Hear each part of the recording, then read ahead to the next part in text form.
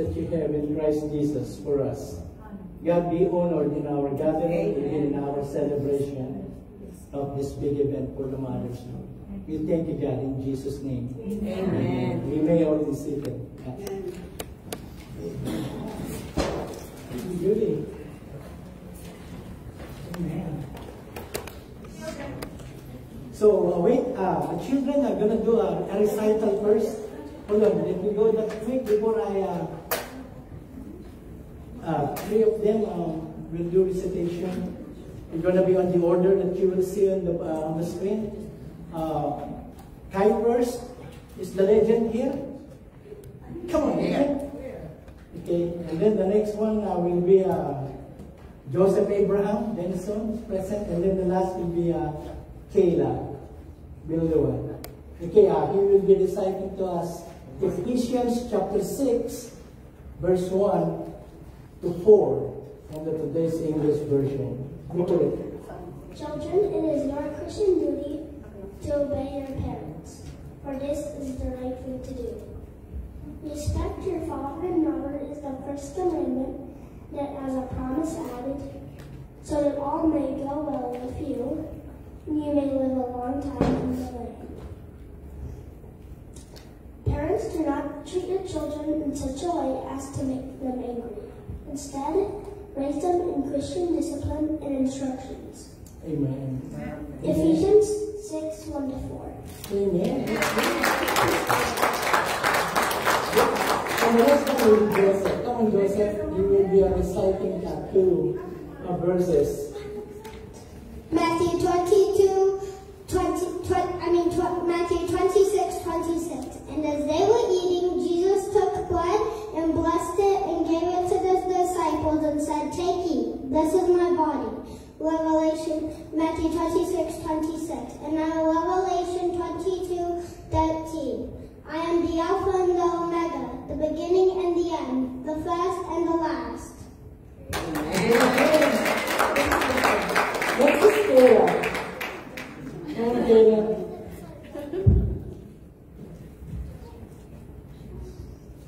Proverbs 31:30. Charm is deceptive and beauty is fleeting, but a woman who fears the Lord is to be praised. Amen. Thank you, guys. Now you are dismissed. You can proceed to your class. Thank you so much. And thank you for the coaches.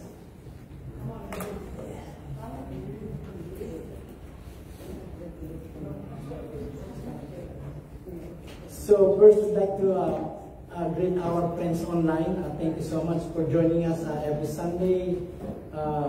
Happy Mother's Day to all of you watching us in the Philippines, also in Australia, and in other places. And welcome everyone in the auditorium. Thanks for coming out. Happy Mother's Day. It is your big day today. So, when did it start? It's interesting. It started in the USA.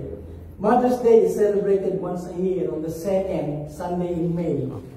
The holiday inspired by the British Day in honor of mothers and brought to America by a woman named Julia Ward Howe as a call for peace during the American Civil War. Her idea influenced Ann Jarvis, who in 1958 attempted to improve sanitation in the Appalachians through what she called Mother's Works Days. When Jarvis died in 1907, her daughter named Anna, that's the one that you are seeing on the screen, that's Anna Jarvis, started the crusade to found a memorial day for women. The first such Mother's Day was celebrated in Grafton, West Virginia on May 10, 1908. And in 1914, President Woodrow Wilson declared the first National Mother's Day really as a day for American citizens to honor those mothers whose sons had died in war. And it's interesting, in the US, it's been commercialized, okay? And you know, some of them are for good reason. Do you know that Americans spend $3 billion worth of flowers for moms?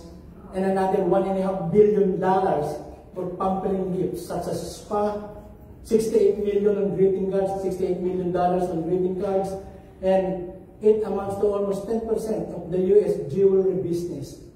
They said that women's best friend is diamond.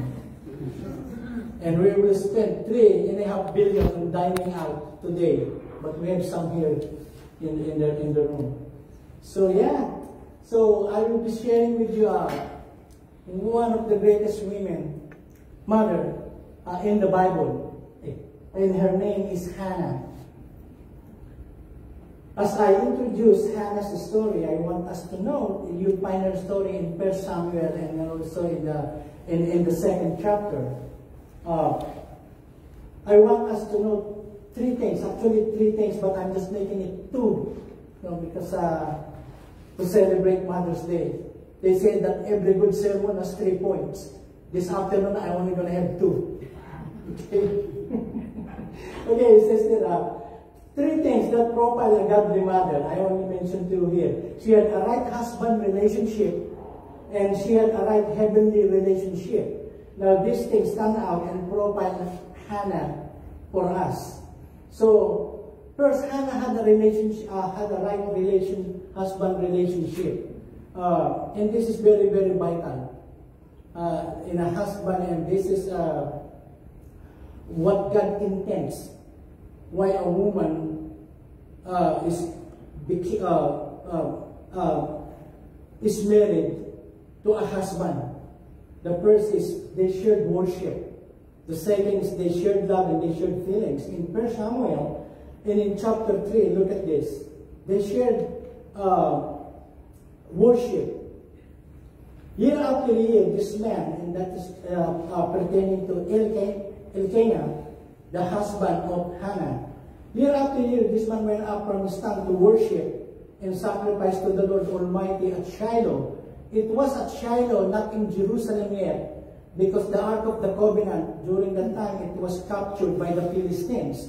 So they haven't really brought and transferred the Ark of the Covenant to Jerusalem. So they worship it in the place called Shiloh, where Hophni and Phinehas, the 2 sons of Eli, were priests of the Lord. And then later on, I will explain to you why the names of these 2 priests.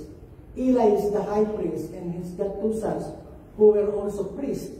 And their name is Hophni, and the other one is Phinehas. So every year, they are obeying what God told them at the beginning, when they are just starting to be a nation, talking about the nation of Israel at that time. And this is what written in Deuteronomy 16:16, and this is what every household led by the fathers do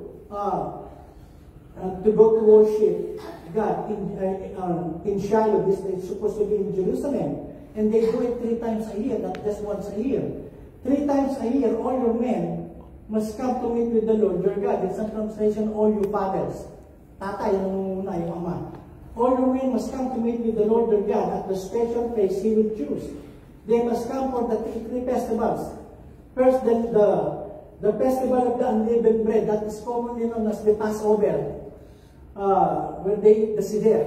The festival of harvest, that's the festival of weeks. And then the festival of shelters, which is also known as the shelter of tabernacles. So that's what they follow that. And then look at in Deuteronomy 7:1-3. When the Lord your God brings you, and this is just the beginning, God is just beginning to place them in a place what we call now Israel, and the tiny piece of land there, the size of New Jersey, is not the whole land of Israel. The whole land of Israel, as promised by God. It's interesting. Before I continue, just to give you some information. The land of Israel that God gave to them, via Abraham, and then to Jacob, is as far as Saudi Arabia, Lebanon, and then the whole of Syria and Jordan, and the whole of Egypt. That's how far. And now, it's so tiny. And then Gaza Strip is a part of Israel. It's just a strip. It is small. Jacksonville is a lot bigger than the Gaza Strip. And then on the West Bank, which is owned by the Palestinians, they own it. The Jews cannot go into that, although it's still their land. So it's interesting. And the time is coming when God will fulfill His promise that as far as your eye can see, that will be their land. Okay? So when the Lord your God, and this was contained in here, when the Lord your God brings you into the land which you go to possess, and has cast out many nations before you, then He listed the 7 nations, or even 8 nations that were on the land of Canaan at the time that they had to defeat. Okay? And verse 2, and when the Lord your God delivers them over to you, look at this, you shall conquer them and utterly destroy them. You shall make no covenant with them, nor show mercy to them. In verse 3, look at this. No, you shall make marriages with them. In Tagalog, huwag niyong aasawain yung hindi ninyo kalahi. You will only get your partner, your spouse, within the race that we call Israel or the Jewish race. Let's say, I will just say this, okay? Because we have mixed marriages now. Like Americans are marrying Filipinos and vice versa and other nationalities. So back then, God told them, you do not marry anyone not belonging to the Hebrew race. And God has a purpose for that. He has a very godly purpose for that. And you will also see that same admonition to the Christians in our time. Look at this. Nor shall you make marriages with them. You shall not give your daughter. Okay, we have 2 daughters. They're still single. Okay.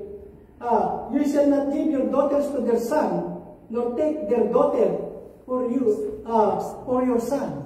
So that's it. And then you'll find that also in 2 Corinthians 6:14. Look at this. Do not be unequally yoked. Unequally yoked, it's a picture, it's a word picture showing the 2 oxen who are plowing together. They put a yoke on the 2 cow or on the 2 buffalo. We can call it buffalo. And it speaks about marriage. Unequally yoked, meaning being together. Do not be unequally yoked together with unbelievers. Hindi mananampalataya. For what fellowship has righteousness with lawlessness, and what communion has light with darkness? So you can see that from the Old to the New Testament, God's admonition is for us to marry believers if we are believers. Okay? And don't tell me, Pastor, she's very beautiful. You look at her eyes, it's tantalizing. Pastor, he is very cute. Can you see the muscles? Can you see the muscles, Pastor? Can you see how gentleman this is? It doesn't matter. If they don't believe in God, they are called unbelievers. Stop it. If they're giving you chocolate, take it, give it to me, and then move away. Ephesians 6:4, and this is another reason. And you fathers, directing. This is one of the verse that Malachi recited, but only in his version. He says, parents. But it was directed to the fathers. Look at this. And you fathers, do not provoke your children to wrath. Meaning, you don't just scold them or you just reprimand them just for to vent your anger. No, that's not what it means. Okay, that's not a good way to discipline children. You discipline them, you spank them because you just want to vent your anger. That's not a very good thing. And that is a part of what he's saying is, do not provoke. Okay, do not provoke your children to wrath, but bring them up in the training and admonition of the Lord. So how can a father teach godly things to his children if he himself does not even know what's in the Bible or the godly ways that they should do and follow in raising his children? So this is it. So first, Hannah, they shared worship. Okay, they worship together. Okay, and I know for some of you it's still a long way for you to be able to bring your partner, your spouse to church. You see, before I go to the second, that they shared love. It's so hard. If your partner does not like church, every morning or every afternoon that is time for you to go to church, it's a struggle. You go yourself.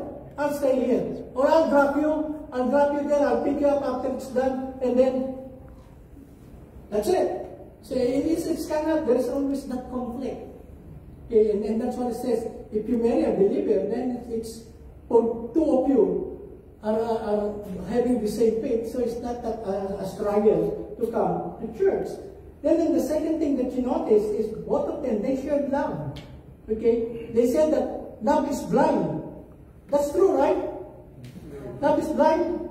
But marriage is an eye-opener. It is only when you marry the person that you will see, Who had I not married? I thought she was so beautiful, so gentle, and look at her now. After 4 children, look at her. I'm not going to go to the description. But you see, it's love is blind. And then you find out, I didn't know she wears a wig. I didn't know she wears contacts. I didn't know that her eyebrows just a tattoo. I didn't even know that she doesn't wear a natural thing. It's all denture. So, love, and then they shared love. And look at it, going back to Samuel.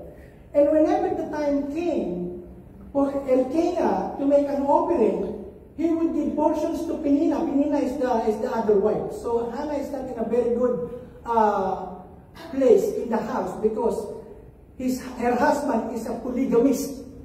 Okay? So back then, during that primitive time, in the ancient, it is allowed.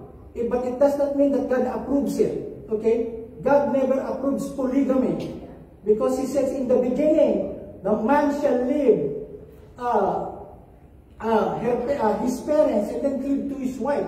Only one wife, and they shall be together. So it's not polygamy. There is a full teaching for that, but I'm not going to that this afternoon. Let me just go. And I'm just saying that it's not. Hannah is not in a very good place in her house because of this rival. And whenever the time came for Elkanah to make an offering, he would give portions to Penina, his wife, and to all her sons and daughters. But look at verse 5. But to Hannah, Elkanah, he would give a double portion. For you what? He loved Hannah. Although the Lord had closed her womb. So it's kind of interesting. It's kind of interesting. I mentioned this to you in one of my Sunday messages. That no matter how advanced the in vitro business is, well, the words for them, 15,000 dalis a woman or a mother will pay to get that insemination artificial. But you see, it is God who closes it. It is also God who opens it. Yes. Okay, and in this case, it was Hannah. And it probably, Hannah was the first wife. And since she cannot give birth because she is barren, she cannot give birth, she's barren. So she took Penina to continue on the family inheritance. Okay? So, and let me say this. On this case, it's not Elkanah who is barren, but Hannah. But to Hannah, he will give a double portion, for he loved Hannah. You know the double portion? In their culture, in the Middle East culture, when it says that I'm giving, let's say I'm giving my wife a double portion of my gift, of my offering to God, meaning I am considering her as a special guest of honor. That's what it meant. It's not just something, okay, I give you more than Penina, but no. There is that deep affection for Hannah. And the thing is, look at this, real love is not afraid to show in public. I'm not to show in public. Publicly in the temple, he will show how much he loved his wife, although the Lord had closed his head. And then look at this. I put it so I will not miss it. Men, if you don't know it yet, you ought to know it. Listen to this. Men, husbands. A woman's security is in your love for her. That's her security, your love for her. Not in your bank account. Not in a fancy house. No, you've given her 5 bedrooms, 2 swimming pools. Okay? Hirap naman siya mag-vacuum. Okay? Not in your bank account. Not in a fancy house. Not in new furniture. Not in a retirement plan. A woman finds her security, a wife finds her security in the husband's love. Okay? And it needs to be demonstrated so frequently that's never a question about it. I know that I know. A wife can say, I know that I know. My wife is here. She can hear my voice. That she knows that I love her. Okay? So, in Pangasinan, inaro kita. In Spanish, mi amore. Yo te amo! Yo te amo means I don't know. No, it means I love you. Okay, but that's how Elkanah loved his wife, Hannah. And then the third thing, they shared feelings. Can you imagine marrying somebody who has no emotion? Hello? And so, they shared feelings. In 1 Samuel, look at that in verse 5 and 6 of 1 chapter. But look at this. But to Hannah he will give, again I'm repeating myself, a double portion for he loved Hannah, although the Lord had closed her womb. Verse 6, and her rival also provoked her severely to make her miserable, because the Lord had closed her womb. Okay, it's a terrible thing.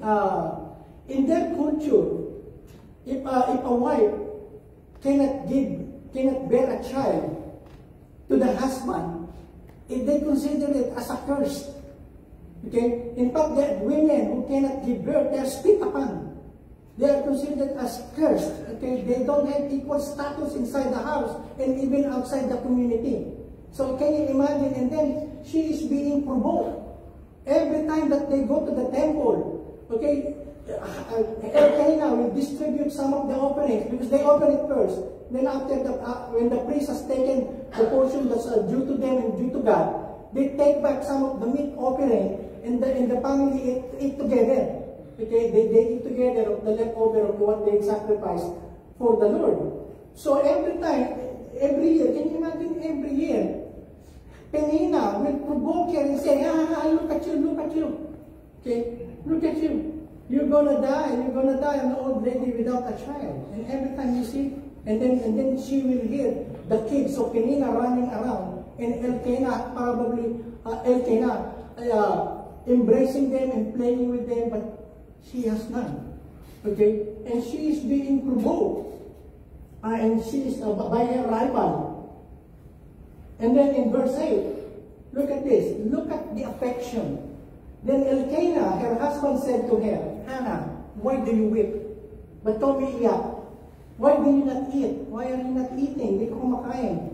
And why is your heart grieved? Am I not, look at this, am I not better to you than 10 sons? You see? So it's very touching. And I believe that Elkanah is not being insensitive, just trying to comfort Hannah, his other wife. But it's coming from a heart that is affectionate to somebody like Hannah. Okay, he says, am I not better to you than 10 sons? And then I highlighted this because there should be the feeling. It's an expression. You cannot always say, I love you, then without any expression. Okay? I remember I want to express this when we got married. I want to express it right out during our marriage because I've seen it on TV that after the wedding, the husband or the bridegroom will pick up the wife on her bridal dress and she will carry it like this. I'm handicapped, I cannot do that. If I do that, 2 of us will be on the ground, 9/11.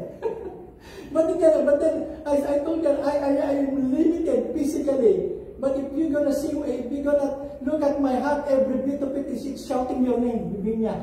Bibinya. So, like I said, there's one time I wrote her a poem. I think this is the poem I wrote, and I believe she was so touched by it. You know, I said, if I can make the water of the sea as ink, and use every stationery to write I love you, I will finish the ink from the ocean, starting from the Pacific to Atlantic to Antarctica. And then she said, the next letter I will receive from her, how long do you want when do you want us to get married? and she knows it, and she knows it, you know. In fact, I do not hand her my Mother's Day card.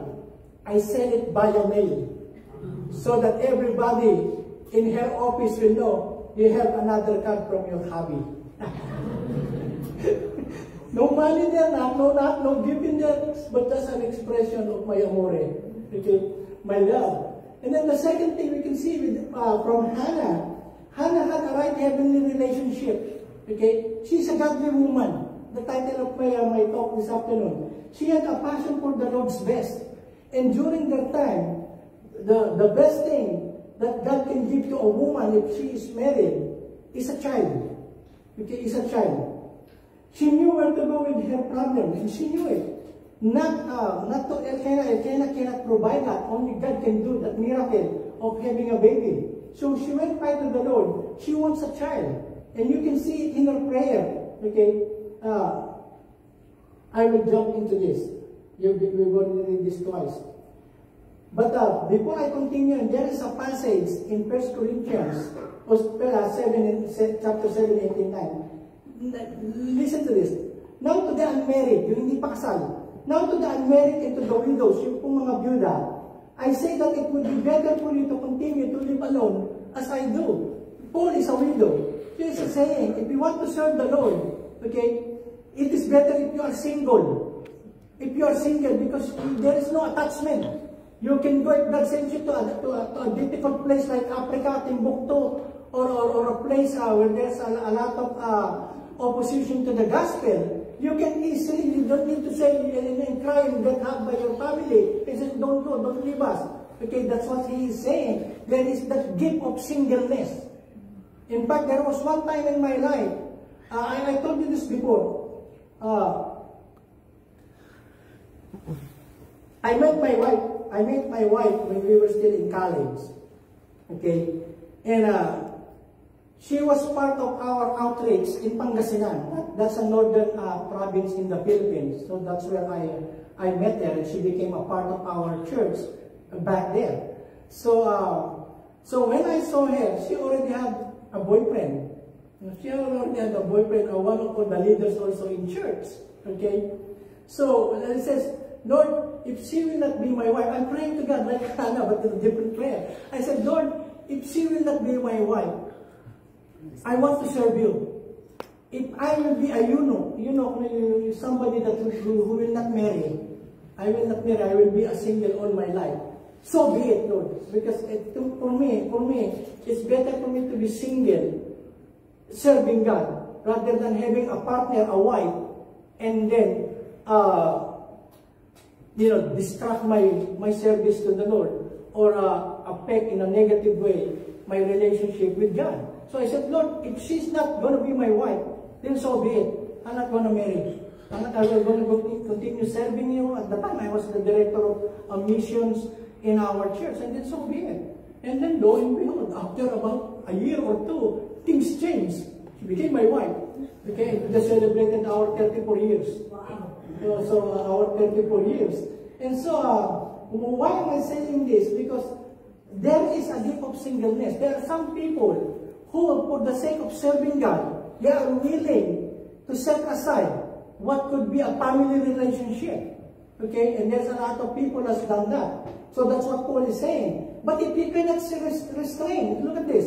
If you cannot restrain your desires, your sexual desires, go ahead and marry. It is better to marry than to burn with passion. So what he's saying, you know that you cannot control yourself sexually and have a sexual relationship with a partner. Then don't sin by just cohabitating.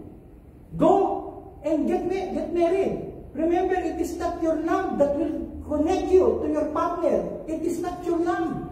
It is your marriage. It is your covenant with God. Marriage is not a contract. People call it contract because they said, I'm a notary public. I already married a bunch of couples. Being a notary, not as a pastor. I already remember NF. So, in the eyes of God, marriage is not a contract. It's a covenant. It's a covenant. It's not something I don't like you anymore. Where I'm not agreeing in a lot of things. Where you are like that and I'm like this. And then why would we separate? Okay? And it's a mess. So that's why he's saying. So if you really love your partner, hello, then get married. And I'm telling you, I'm the pastor of this church, I will not even charge you $5. I'm going to wed you. I'm going to do your 4-hour counseling. I'm going to do your wedding. And if you're going to tell me, Pastor, we cannot afford cake, I'm going to buy you a cake. We have a couple that I married. They cannot even buy a wedding ring, a wedding band. So I told my wife, let's give them. Let's give them the ring as our gift to them because they are designing a very beautiful thing, getting married in the eyes of God. Okay, if you want to be blessed, and the blessing of God, and the protection of God, and the provision of God, and the favor of God be on your relationship, then come to Him in His terms. Okay, why I said that love is not the one that will keep you binding. Soon there is not that feeling, you will not feel that anymore. That feeling of love will subside. Are you there? It will subside. Pag maasim na amoy niya, ayaw mo na. That's Hebrew. Okay, so that's why I interject this thing. I interject it into it because it is within the context of marriage. You know, sex is a beautiful thing, but not from Hollywood. They mess it up. Sex is a gift of God. It is the most wonderful thing that God has given to mankind. Only in the context of marriage. People doesn't enjoy it because they are doing it outside marriage. You see, we are the only creature that make love face to face. Animals, they don't make love face to face. Tayo lang mga tao. You know what? Because that is the most intimate relationship and something that is a God design. Hello, Mama. So that's what it's here. And then you can see Hannah with that heavenly relationship. She desired a child because she wanted God's best. Okay, and for them and even for now, that's the best gift that God can give to a woman. She wanted to honor and glorify God, and she knew the best gift of God's love ever given to a woman is a child. She wants a child that because she wants to compete with Penina. You will see, if I get a baby, you will see, okay, that I am a blessed of God, that I can also give birth to a son. And then, no, it's not that. She wants to have a baby. She wants to have a male child because she wants to offer that back to God. It is a gift from Him, and she wants to give it back to God. So, and that's how it should be. Okay? And then, and the second is, she was characterized by prayer. Hannah is a woman of prayer. Look at this. And she was in bitterness of soul, and prayed to the Lord, and wept in anguish. If you are in the shoes or in the place of Hannah, you are in a house where your husband has 2 wives, and you cannot give to him a baby or a child, and then you are always being provoked by the other woman, you're gonna be bitter. Okay? You're gonna be a bad person. You're gonna be a big mouth person and always nag and keep on nagging your husband because the other woman in the house is giving you a hard time. But no, you never read in the Bible that she has used her mouth to say bad words because of her situation. And then bitterness of soul, look at this. It's the bitterness of soul, the inner pain resulting from prolonged multi-layered suffering which becomes distasteful. It happens every year. Not only in the temple, but also in the house because they're living together. And then look at this. In Proverbs 14:10, look at this, mothers. The heart knows its own bitterness, and a stranger does not share its joy. In Tagalog, kapag yung kalungkutan mo na malalim, kahit yung asawa mo, hindi niya nararamdaman yun, minsan hindi niya nakikita yun. See, the Bible tells us only the heart knows its joy and its pain. Sometimes even the closest person in relationship with you cannot even discern, cannot even sense, cannot even see that. Okay? They cannot even see that. They can smile, they're still doing their normal activities at work, they're taking care of the children, taking care of the house, taking care of the husband. But many times, what's deep inside is not seen by the partner, by the husband. So that's why it says the heart knows its own bitterness, and a stranger does not share its joy. And when it is really happy, it's just you who can feel the sadness, and it's only you who can feel the bitterness that your soul is going through. Bitterness is, look at this, is the result of either refusing to resolve hurt or anger in any way. So it bottled up. That's bitterness. Okay? Or calling to resolve it biblically. The most common way of dealing with hurt is to ignore it. No. Okay? You cannot ignore bitterness. You have to deal with it. Or else it's gonna kill you. Look at this in Hebrews. See to it that no one falls short of the grace of God and that no bitter root grows. So bitterness, it grows. In fact, it bears fruit. And that no bitter root grows up to cause trouble and defile many. It will defile your own people, the very people that you love. If you're going to harbor bitterness, whatever it is. Okay? And a lot of people, they just take it, they just bottled up bitterness, anger. And some people that even bitter with people that have nothing to do with them. And sometimes they just don't like the Lord. And then they create a lot of negative things. But look at roots. You will never see a root that is pretty. Whatever it is, it can be a root of a tree, a root of a plant, or an herb, or a bush, or every root is ugly. And the thing, you don't see that. But that is the one that's holding the tree. And sometimes you just see on the surface, the flowers, the fruits, the good-looking fruits, the nice-tasting fruits, or the nice-looking flowers, like what we have here. But you don't see the fruits. But you don't see the roots that is underneath. So sooner or later, if that root will grow and hold on to the ground, and you will see that whatever it brings forth is because of whatever nutrients, whatever minerals or thing that the roots is getting from the ground. So he says, the root of bitterness. Sometimes you don't notice it, but it's already spreading and it's affecting your relationship. And sometimes who are the very people that affects our love, our affection, or even our hatred and our negative attitude? The people near us. Who are they? Our family. And see, in our family. So that's why he says, there is no root of bitterness from Hannah. And then if you're going to go on to Deuteronomy chapter 3, look at this. I just interjected here. It's not even in my message, but this morning I said, why not add this? So God humbled you. He's talking about the nations of Israel. So God humbled you, allowed you to hunger. Pinabayaan niya magutom kayo, sabi niya. And fed you with manna, which you did not know, nor did your fathers know, that He might make you know that man shall not live by bread alone. So that's what Jesus Christ quoted when He was being tempted, man shall not live by bread alone. But man lives by every word that proceeds from the mouth of the Lord. So in this life, like in the life of Hannah, there are negative things, bad things that God allows.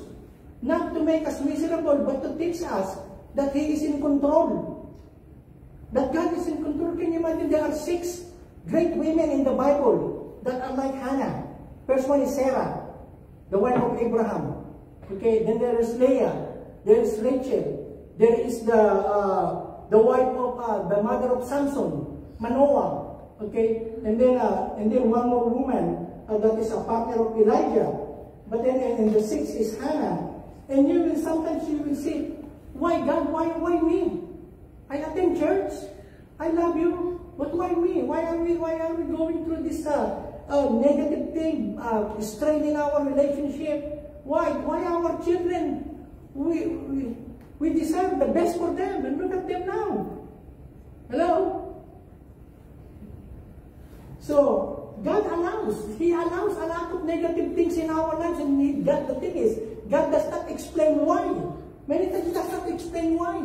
It takes our faith to trust Him, to believe Him, that He knows what is best for us.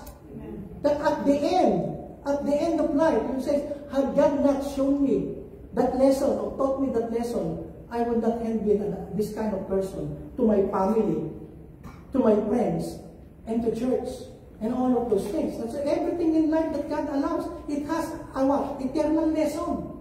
It does not only to make us better the next day, the next week, the next month, but to make us better now and for all eternity. Going back to my wife, I wanted to share it to you just real quick. When I was just courting here, and then it happened that I had to come here in the US. When I came here, I'm only single. I'm single. So we waited 2 years before we got married because he said I have to save some money. You know, in the Philippines, it's the bridegroom that what do you call this? That pay all the expenses, including the bridal gown, the food, and everything. Okay, here in America, it's the wife. So if you want to get married, go to the Philippines. So that your husband will be the one to pay for. Just kidding. But anyway, so I was engaged to her, and then she said, we are just engaged. I'll never know that you will find there a blonde woman who is prettier than me, and then you will forget about me. So I said, I want you to go back here in America while we're waiting for our wedding. Please come back here in the Philippines twice a year. You know how far the Philippines is from Jacksonville? 22 flying hours. 22 flying hours. That's not including your layovers. That's how far one way going there. Just thinking about it, you don't want to go anymore. 22. You're gonna eat 3 meals in one flight. Breakfast, lunch, and dinner, and you're still not there. That's how far. And then she wants me twice a year. So, and then I'm only working at Revlon. You know Revlon? You can still see there, the factory there in Casa or in Lane Avenue. $5.38 an hour. That's what I'm making. So I said, but I need to comply to her requirement twice a year. Okay? And back then it's about $900 round trip. That's what's back then. Okay? 30 years ago, more than 30 years ago. But to make it short, I have to go to PEDE, American Express. Fly now, pay later. Okay? And fly now, pay later. And American Express, unlike Visa and MasterCard, they don't have any minimum payment. You owe them $800. You pay them $800 one time. So I have to work at a convenience store to make ends meet. So, but then I have to prove to her. I have to prove to her that, hey, I love you, and I'm going to go through all these sacrifices because I want you to be my wife, and I want you to be the mother of my kids if God will give us children. Okay, so that's it. And then He allowed a lot of other things in our lives. He allowed us to hunger. So there is a reason. Don't be bitter like Hannah and start pointing fingers to God. Look, God, I have become the woman, a bad woman, a big mouth woman because of what you've done in my life. You gave me a name, Hannah. You know what the name Hannah means? Hannah means favor. It means grace. It's a very wonderful name. And yet, look at the life that she's living. So she has all the reason to be bitter against God, to shake her fist against God. Why me? Why not Penina? Why not Penina who's a big mouth? Why me, Lord? And never she did. She's trusted in God. She prayed to God and she prayed to God and she asked for a child. And then, and look at the promise I just put in there. Can you imagine the blessings of God when they started obeying them? For 40 years, the same dress, the same clothes that they have when they left Egypt to Canaan for 40 years. Na hindi man lang namumpas at nasira. Your garments did not wear on you, nor did your boots wear these 40 years. Can you imagine? Ano sinabi ng Louis Vuitton dyan? Hello, can you find another brand of clothes and shoes that will not wear out for 40 years? Remember the terrain that they're walking. And that's the blessing of God. That's the God that we serve. Okay? You should know in your heart that as a man chastens, disciplines his son, so the Lord your God chastens you. So there is the part of disciplining. The third thing. Okay, she was a woman of promise. She promised God. Look at what she promised. And it's and she meant it.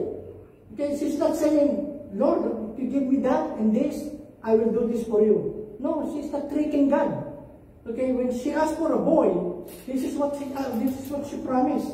Then Hannah made a vow and said, O Lord of hosts, so the name that she is addressing God, meaning, you are the most powerful God.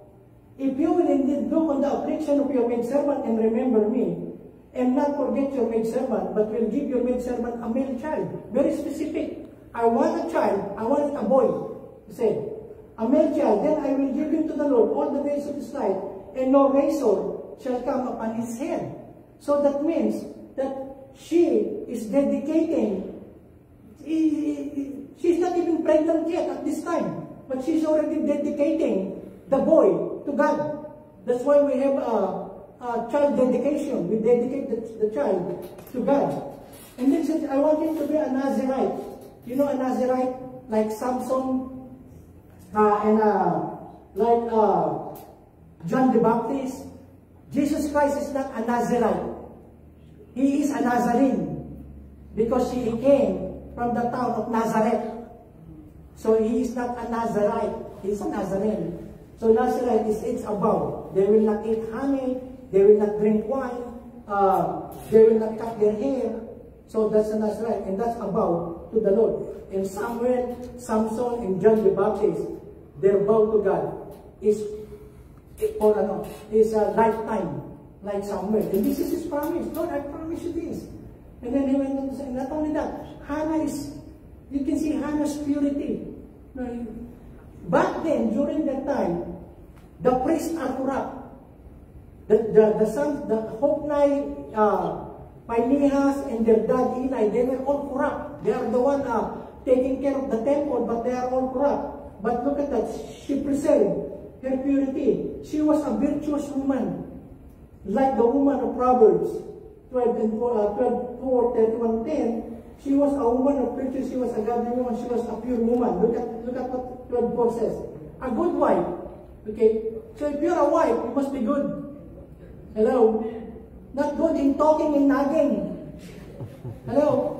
But you are good in taking care of your husband and your family. A good wife is her husband's pride and joy. It's a crown. I'm proud of my wife. And then, but a wife, look at this. But a wife who brings shame on her husband is like a cancer in his bones. You want me to share some more? In Tagalog, ang mabuting may bahay ay kasiyahan, karangalan ng kanyang asawa. Ngunit parang cancer sa buto ang nakakahiyang asawa. Who can find a virtuous wife? Sino makakatagpo? So your wife now, okay, bali todo na yan. There's nothing you can do. Okay? Your wife is still dead, no as part. Andyan na yan. Mahalin mo na lang. Mahalin mo siya. Hello? There is no such thing as perfect partner. No. If you're looking for a perfect partner, you cannot find them anywhere. It's not true. You're just deceiving yourself. Okay? So, who can find a virtuous wife for her work is far more obvious? Mahirap hanapin ang mabuting asawa. See? You just love them and then respect them and take care of them. Mahirap hanapin ang mabuting asawa, hindi po sa mamahaling alakas ang kanyang halaga. See that? And then, I share this because the religion during that time, the worship in the temple is bad. Look at this. And it happened as she continued praying before the Lord that Eli watched her mouth. And this is Hannah, when she was praying. Normally, when the Israelites, when they pray, it's audible. You can hear it. Father in heaven, hallowed be thy name. You can hear it. It's audible. They don't normally pray in silence. But look at how it happened here. And it happened as she continued praying before the Lord that Eli watched her mouth. The high priest Eli was watching Hannah praying on the other corner. Now Hannah spoke in her heart, and that's true prayer. She's not just coming here; it's coming from her heart, and that's what God. That's the kind of prayer that God answers. Only her lips moved, but her voice was not heard. Therefore, Eli, the priest, the high priest, thought she was drunk. Kala niya lasing. Okay? So Eli said to her, can you imagine this? I already have a problem with Penina in our house, and now I still have a problem in the temple. I should find peace in the temple, but look at this, the priest. So Eli said to her, how long will you be drunk? Put your wine away from you. Huwag ka na maglasing. Sigilan mo na yung paglalasing. Verse 15. Look at this, Hannah. Very calm. Very calm, look at this. But Hannah answered and said, he could have point her finger to the priest and say, you do not know what I'm going through. Hello? You do not know. So don't tell me I'm drunk. But no, look very calm. And that's, but Hannah answered and said, no, my Lord. He calls him Lord. There's the respect. Okay? No, my Lord, I'm a woman of sorrowful spirit. I have drunk neither wine nor intoxicating drink, but have poured out my soul before the Lord. Do not consider your maidservant. a wicked woman, for out of the abundance of my complaint and grief, I have spoken until now. So look at the one I put in red, the big 6 verse. Those women who get drunk with wine, they are considered wicked. But not her. Says, out of the abundance, something he said. And then look at in verse 12. And these are the sons of Eli. Eli's sons were evil men who did not care about the Lord. They did not care about how priests were supposed to treat people. In this way, Hophni and Phinehas showed that they did not respect the offering made to the Lord. This was a terrible sin against the Lord. And not only that, they are having sex with the women outside the temple. That's how bad it was. Eli was very old. He heard about the bad things his sons were doing to the Israelites at Shiloh, and how his sons, mga pare ito, okay, how his sons having sexual relations with the women who serve at the door of the meeting tent. That's why he is used with prostitutes, getting drunk outside the temple. That's why when he saw his opening her mouth and no words is coming out, Eli thought that she is drunk, but she's no. I'm not like the women that you saw. I'm not like the women that your 2 sons are having sexual affairs. No, I'm not like them. I'm just here because I'm so grieved with my situation. I want a child. So that's what she is saying. So not only that, Hannah is a woman of praise, is a woman of praise, and I will end with this. See, Hannah prayed and said, this is now that he has Samuel already 3 years old. And look at his, her attitude. My heart rejoices in the Lord. My horn, that means my strength, is exalted in the Lord. I smile at my enemies, probably pertaining to Penina. I smile at my enemies because I rejoice in your salvation. No one is holy like the Lord. For there is none besides you, nor is there any rock like our God. A godly mother is known by her praise. She has a right relationship with her husband. They share worship, husband and wife. They share worship. They share love. They share deep feeling. And Hannah has a right relationship with heaven. She knows her God. She knows how to behave herself. And her passions are God's passions. She is a woman of prayer, a woman of faith, a woman of purity, a woman of promise, and a woman of praise. That is Hannah. Okay, let's remember. And you know what happened to Hannah? She did not only get 1 baby. God gave her 5 more. 3 more sons and 2 more daughters. 6 in all. See, you will never be left out. You will never be at disadvantage, mother, if you are like Hannah. And if your husband is a godly husband, it's a blessing. And if not, keep on praying. I will say this, if your husband doesn't want to go to church, tell him, if you don't want, I will go. I will go to church. Because I will pray for you in church, and I will let you know that my God is alive. And sooner or later, He will touch you, and you will believe the same God that I believe now. But, if your husband doesn't like God, and when he says, don't go to church, and you don't go, now, who will they believe? Who will they believe? Who will bring them closer to God? Who will bring them to the knowledge of Jesus Christ?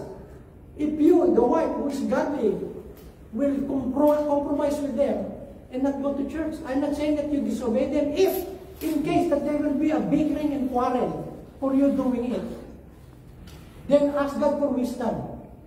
And then don't raise your voice when they're raising their voice. That's how you're going to win them. You know, you have to show them that you are a godly woman and not a woman who retaliates, who fights back, who talks back, and who do a lot of those negative things. Amen? Amen. Lord, we thank you and we bless you, God. I lift you, God, all the mothers present, God, and even those watching us online. I lift them up to you, God. You know what they're going through. You know how hard it is, God, to be a mother, to be a wife, to be a grandmother, all at the same time. God, I pray your grace to abound in their behalf. In Jesus' name, amen.